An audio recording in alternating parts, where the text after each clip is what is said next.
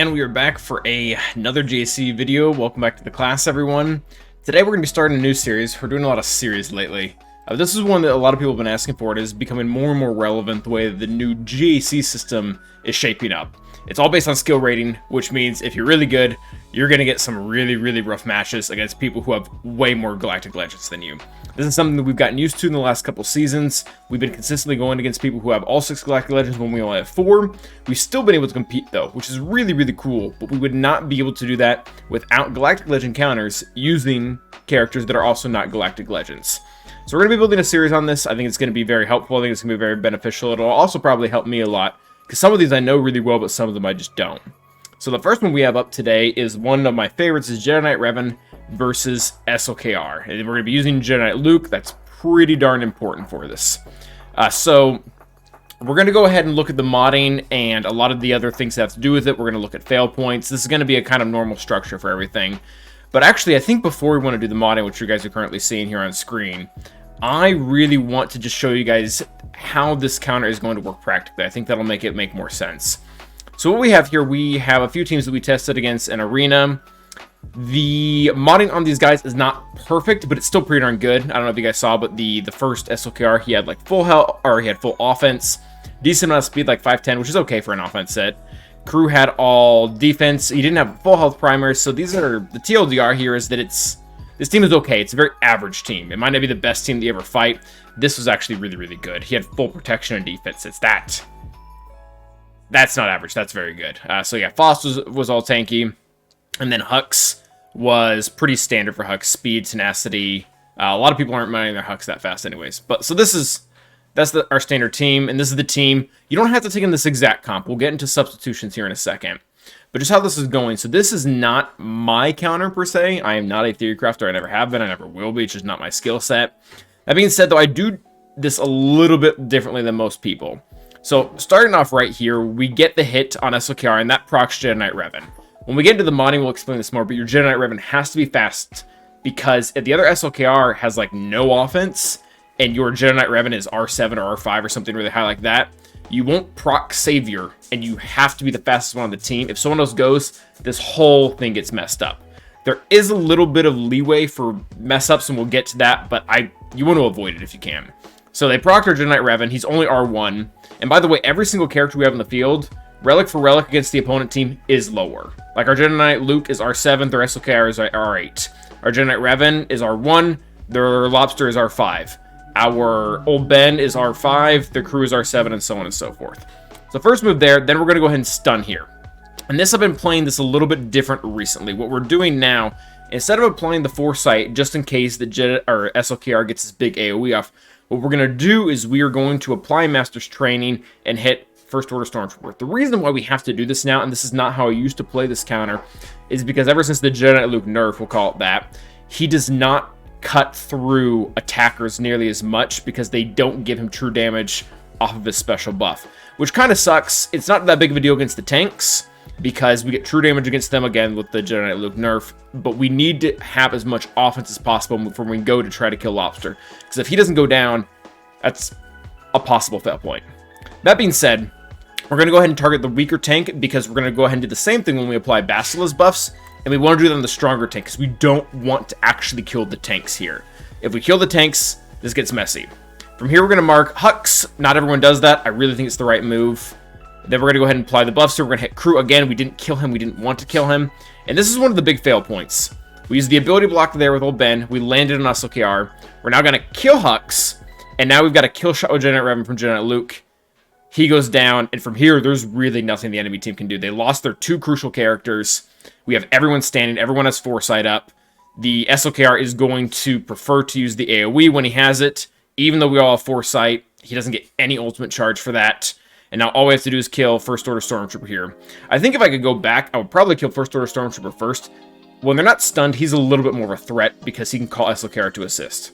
So big thing here, whenever you can, make sure you ability block SLKR with Basila. If he's limited to his basics, and especially if he's being forced to hit Old Ben or someone like that, he really is kind of useless SLKR. But, so we were able to get the ability block.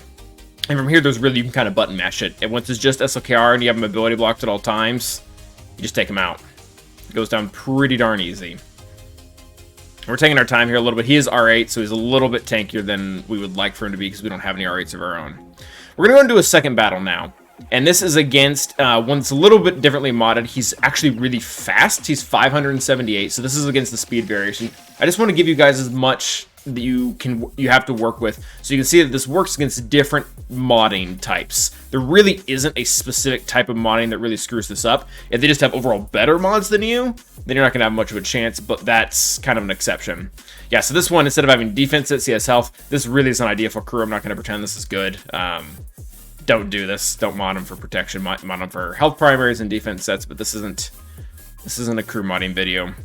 I'm not going to spend too much time on these just because you can go back and look at the mods if you want for all of these. They're not overly impressive. This lobster is really fast though, so I guess that's fun. So yeah, we're going to go in here with the same exact team that we had before, and we're going to do the same exact thing. What we're going to look at here now though, are the fail points. And this is important because with these off-meta counters, using non-GLs versus GLs, all of them kind of have things that can go wrong. And those need to be addressed because how much of a deal breaker are they? So everything has happened exactly like it did in the last sweat up until now. We're about to get our big hit off here with Bastel and Knight Luke, and we are about to use our ability block on SLKR. This is the first fail point, and this is very, very important because right now, our old Ben, he has both Battle Meditation and Potency up, which basically means before modding, our old Ben has 200% potency, which is ridiculous. Nobody in the game is going to mod their SLKR for 300% tenacity to be able to resist the ability block here. However, that being said, the game has a mechanic that lets any ability, there's a 15% chance for it to be resisted, and guess what happens here? Not only is the ability block resisted, but also the turn meter is resisted, which everything goes haywire now. So we're forced to kill Faust because we don't have access. And then their lobster just goes crazy. Their Kylo is getting a bunch of ultimate charge. He's getting every single time. So this is what we would typically call a fail point. But this counter has a little bit more flexibility than a lot of the other ones. Even if you get screwed on RNG with that 15%, it's not necessarily a game over. You still have a chance. So we're in here with this fight with SLKR. Our old Ben did survive. That's really not super important. Ultimately, what is ended up going to happen is SLKR is going to be forced to hit Jedi Knight Luke, which is where we are now. And you need to try to apply the blind so that he isn't able to siphon you with his AoE. Because if he siphons you with his AoE, then things just kind of go south. And he ends up getting that, and we just barely end up eking out a win there. So that is one fail point. But at the same time, it's not a complete end of the day. I have lost that match, by the way. This is not a counter that is going to work 100% of the time when the fail points hit. That's the biggest one. I think the second biggest one, and this has more to do with modding. But so this is the same exact fight. And the big difference for this one, though, is you can see here, we're not going to go from the very beginning because you've already seen that. A lot of people nowadays, and this has actually been happening for a while, they're modding their lobster to be super tanky. And basically what that means is when we go to sniping with Jedi Knight Revan, we don't actually get the kill, and then we have to go and kill the tanks, and he gets ticked off in the AoEs, and then we're pretty much in the same exact situation that we were in before, where SLKR now has a bunch of ultimate charges, he's going to get his ult, he's going to kill everyone. But again, the fail points, and maybe I shouldn't even be calling them that, these crucial moments in the fight, they're not always complete deal breakers. Like, there is wiggle room for this fight. So you can see here, even though he ended up surviving that, because they had their lobster modded for so much protection and defense, he didn't have a lot of offense, and even my R1 Jedi Knight Revan was surviving his AoE. So that's really, really cool to see that this does have a fair margin of flexibility. So those are the fights. Now let's go ahead and talk a little bit about what is the overview. What were the mods that we had for this? Let's review the RNG points, etc. So the modding on this team, if I'm being honest, it's a little interesting. There are some pros and some cons to it. The big pro is that really no one's mods matter except Jedi Knight Luke in the sense of needing specific type of modding. Like, it's very nice to have... He needs to have a certain amount of speed. I really, really recommend crit damage on him. Not offense. He's able to crit these guys consistently, every single time. And the Jedi have so many different types of ways to boost offense, whether it be Bastila's buffs, whether it be Jedi Knight Revan lead, whether it be Hoda's permanent buff. They can constantly buff your offense, so you want to leverage your crit damage because you're going to be able to consistently crit against these guys. This isn't how you would mod Jedi Knight Luke in every single comp, it's how you really should be doing it here. On top of that, I put a benchmark of 10k offense just because you have to mod it for something else. So going back to what I was saying, Jedi Knight Luke is the only one here who really needs specific mods. That being said, this team needs a very specific turn order, very specific speeds, and that's really where this gets difficult, because Jedi Knight Revan and Hoda, 300 speed is pretty reasonable, at least in the end game, that's really not that bad, but Old Ben and Bastila at 270 is quite the challenge, and the reason, you don't have to have them that high, and the counter just suddenly doesn't work, but if you want to beat, like we saw earlier, a 578 SLKR, you need Old Ben and Bastila that high up. Pretty much the reason for the speed is you need them to go before SLKR gets a second turn and cleanses everyone. So you can do that math yourself if you run into, say, a 550 speed SLKR. See how long it's going to take them to get 2 turns and see if your Old Ben is going to be able to go before that. So they don't really need any specific modding. A lot of people recommend potency for Old Ben and Bastila. Don't really think it's a huge deal. When your Old Ben is going, if you have this turn order right, Jedi Revan, Hoda, Old Ben, and Bastila, he's going to have 200% potency before modding. So you really don't, like, you can add it, it's not going to hurt him, it's not going to make him a worse character, but really the only thing he needs is speed and probably survivability after that. Bastila needs to go, actually, I should have had this corrected. Bastila, this is wrong. Bastila needs to be going before Old Ben, so make note of that. It needs to be Jedi Revan, Hoda, Bastila, Old Ben, because Bastila needs to be passing around the battle meditation. So that is how the modding should be. Really, there's a lot of flexibility in the rest of it. Like, I think my Jedi Red has like a defense primary and his triangle or something like that. You need to have the turn order. Jedi Knight Luke needs to hit hard. So overall, I would rank this modding as decent. The turn order is kind of a pain in the butt, which is why this isn't awesome.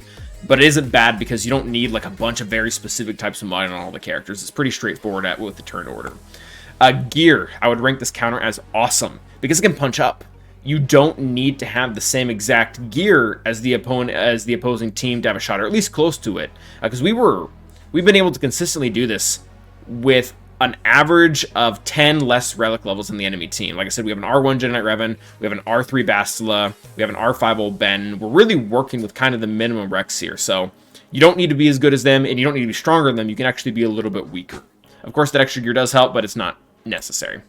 RNG factors, I would say this one's decent. It's not awesome because there's really one RNG factor that we saw about the ability block in SLKR that cannot be avoided. If there's a 50% chance for him to resist, there is nothing you can do about it. And it sucks. So this is not a guaranteed win as some other off-meta counters would be, but it is still pretty decent. Subs. So I don't like to do either of these. I don't think either of them are better, but they can be used if you're in a tight spot where Old Ben can actually be swapped out for Mace now. I don't have details on that. I've seen other people do it. Solo Base is a very good content creator, GAC streamer. He's been testing it a lot. It seems to be working. Bastila can be swapped for Shock. Again, not as good, but she can kind of take the place with being able to call the assist, as well as being able to give offense up similar to Bastila. So overall, we're gonna rank this counter as awesome. Not the best in the world. There are still some critical fail points. But at the same time, if you get the modding down correctly, it's going to work the vast majority of the time. Look out for those RNG fail points and really try to minimize and take advantage as much as you can of the board, even at a disadvantage. So that is going to be it for today, guys. We will be having more of these. We're going to be trying to tackle all the GLs. We're going to start with some more of the more common ones, the ones that I use more, and we'll work our way to some of the more obscure ones later on. But remember to like and subscribe, and as always, stay awesome.